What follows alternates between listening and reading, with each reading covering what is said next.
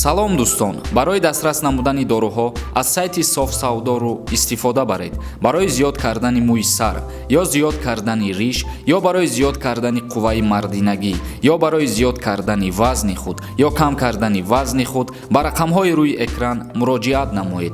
Агар доруи харидорӣ кардаи шумо фоида нарасонад, аз номи юристи ҷай муроҷиат кун, возвратш мекунанд. Доставка ба ҳама шаҳрҳои Федератсияи Россия ва берун аз Россия дар муддати 2 рӯз карда мешавад. Фурсатро аз даст маде.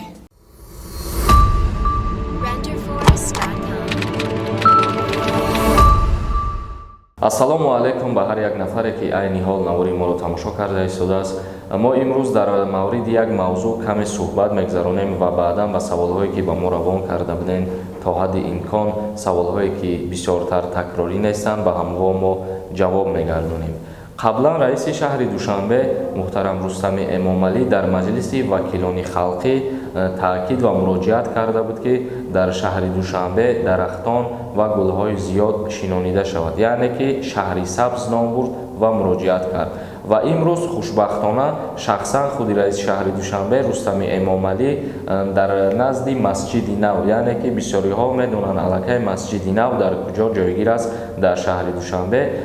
Шахсан раиси шаҳри Душанбе ба ҳамон масҷиди нав рафта дар назди бинои масҷид дарахтони зебо шинониданд. ва бародарони азиз, хотиррасон мекунем ки барои чӣ раиси шаҳри Душанбе Рустами Эмомалӣ муроҷиат барои шаҳри сабз карда буд, яъне ки дарахтон шинодан ё ки гулҳо шинодан сабаби ҳамаш аввалан ки барои саломатии инсон фоидаовар аст.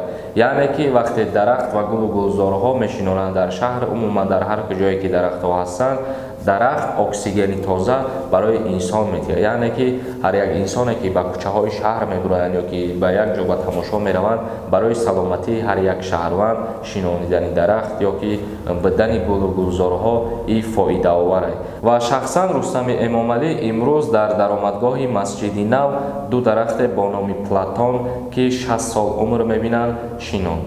ва ногуфта намонад ки баҳри муроҷиат намудани раиси шаҳри Душанбе баҳри шаҳри сабз, яъне ки дар шаҳри Душанбе бояд беш аз 100 000 дарахтон ва 10 миллион адад гул шинонида шавад. бародарони азиз, ҳамин буд як камтар хабар оиди дарахт шинонидани раиси шаҳри Душанбе ва маълумоти шумо расонидем. акнун мегзарем ба қисми хондани комментарияҳо. роҳи Аллоҳ нависа: салом алайкум, шумоҳо ба ин қонунотон дар ҷони мардуми тоҷик задагиен. медонед ҳамира ҳамаи мардум шум дузду раҳшаб кардагиен.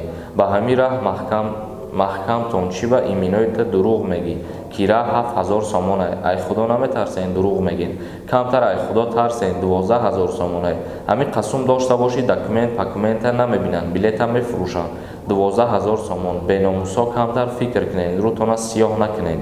документам дошта бошӣ, билет наметиҳанд, 12000 сомон дошта бошӣ, любоид мерен. да ҳамин саволи ман ҷавоб те мардак бошӣ. агар ман ответи ҳамин гапома ждат дорам.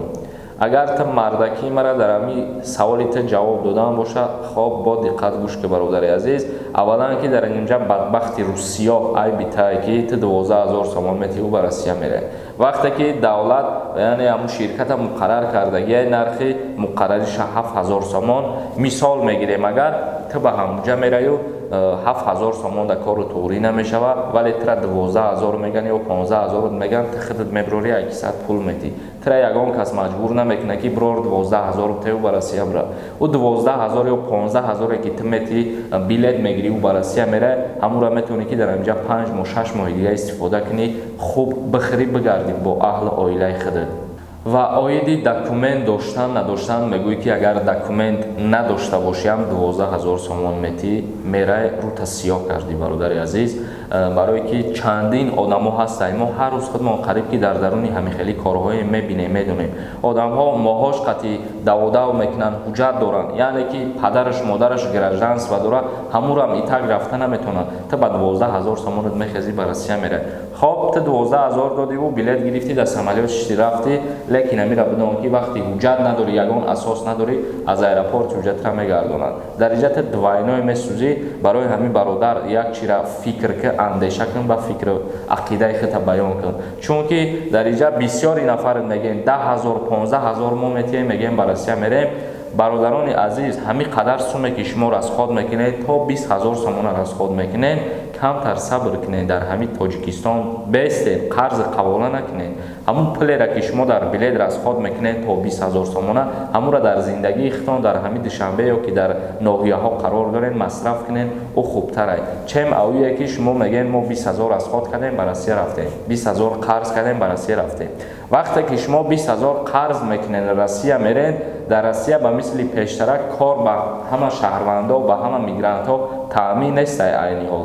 баъзе ҷоҳош ҳастай ки то ҳол маҳдудиятҳо ҷорӣ ҳастай ва музди маошаш камай. ӯ 20 000 шумо дар як сол қарзи хитона мекунед. чӣ фоида ай рафтани шумо дар ҳамин вақте ки ҳама ҷо маҳдудият ае, ҳама ҷо амхели беморӣ рӯз то рӯз зиёд паҳн шудааст. бидроен як бор статистикаи бемориро бихонед, як бор дар бораи давлатҳо маълумот бигиред. ҳамун суммаро ки шумо қарз қабула мекунед, расход мекунед, хубтар ае ки дар ҳамин ҷумҳурии Тоҷикистон бестен, ҳамунро дар ҳамин ҷа расход кунед. ё ки дар ҳамин ҷа як ҷо кор бидроен, ҳамун 2 000 3 000 сомоне ки дар ӯ ҷа мемона ба шуморо, дар ҳамин ҷа фоидатон мемона. ман як чира мисолтон меёрам. бародаро, ин гапҳои мара нодуруст нафаҳмед. шумо хуб ҳамин гапи мара хитон фикр кунед ва хулосатона бубуред. мисол меёрам, ҳамара дар назар надорам. чандин нафаро нависагианд ки мо то 20 000 сомона қарз кардему ба Россия рафтем. чунки дар ҷумҳурии Тоҷикистон ойлики баланд 3 000 сомон ё 4 000 сомонаи мода намерасад. хоб, ман барои ҳамин гап, барои ҳамун одамо як мисол меёрам. шумо 20 000 сомон қарз мекунед, мерен Россия. ягон ҷода кор медоред, 50 000 рубл ойлик мегиред. яъне ки 50 000 рублаш худаш 7,5-8 000 сомон мешавад. 8 000 ҳам намешавад, ажи 7,5 000 сомон мешавад. 50 000 рубл дохил мешавад пули документи шумо, пули квартираи шумо, пули телефон пулитон, пули хӯрок пулитон, пули раҳ пулитон. як гала чиз дар дуруни ӯ дохил мешавад, охири моҳ дар дасти шумо бимона агар 2 000 сомон ё ки 2,5 000 сомон мемонад. ба пули тоҷикӣ бигирем агар шумо ҳеч не 25 ё 20 000 рубли амра расход мекунед дар ҳамун ҷа будандон. мақсади ин гапи ман ҳамие ки дар охир дар дастон 2,5 000 2 000 сомон мемонад. лекин ҳамин сума дар ҷумҳурии Тоҷикистон ҳам кор кунед ёфта метонед бародаро, ки дар инҷа шумо на патент мекунед, на пули квартира меспоред, на пули дигар чиз. ба ҳамин хотир ин гапи мара нодуруст нафаҳмед, як бор хуб ҳамира фикр кунед. ман танҳо ҳозираро дар назар дорам. вақте ки роҳҳо кушода шидан, парвозҳо мунтазам шид, пускай касе мехоҳад бо рафтан бигирад ба мисли пештара. то қама ҳозираро дар назар дорам ки қарз қабула мекунед, ба ҷони хитон, ба зиндагии хитон шумо хитон ҷабр мекунед. ягон каси дига ба шумо ҷабр намекунад. ҳар кас дар зиндагӣ чизе мекунад, вай шахсан худаш дар худаш мекунад. баҳриддин Рашидов нависад: ҳамеша сарбаланд бошед, ака барои саволҳои моро ҷавоб мегардонед. дуогӯи шумоем мо ғарибон. морам низ дуогӯи шумоем. худованд ҳамаи ғарибонро нигаҳбон бошад. умедҷони салимзод нависад: салом алейкум бародар Сормон. аз шумо эҳтиромона хоҳиш мекунем ки аз Санкт Петербург ман чӣ гуна билет гирам. 6 сол пеш паспортна гум кардам. дар ҳамин бора ягон маълумот медодем. пешакӣ ҳазор раҳмат бародар, илтимос ҷавоб деҳ. дар ҳолате ки шумо ҳуҷҷатотона гум мекунед, ба воситаи возвращения народину метонед ки ба ҷумҳурии Тоҷикистон биёед. яъне ки ин гунара чӣ хел ба амал меёред, ба посолствои ҷумҳурии Тоҷикистон шумо муроҷиат мекунед ва мегӯед ки ман ҳуҷҷатома гум кардагиам, паспортма гум кардагиам.